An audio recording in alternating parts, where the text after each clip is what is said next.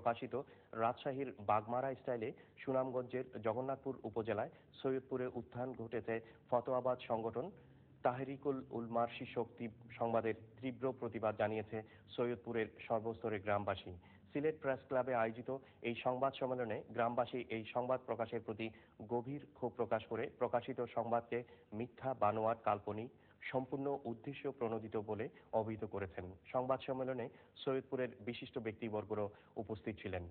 সংবাদ সম্মেলনে বলা হয়, সৈয়দপুর গ্রামবাসীর ৭০০ বছরের ঐতিহ্যকে ধ্বংস করার জন্য একটি মহল গভীর ষড়যন্ত্রের অংশ হিসেবে এই ভিত্তিহীন সংবাদ প্রকাশ করছে।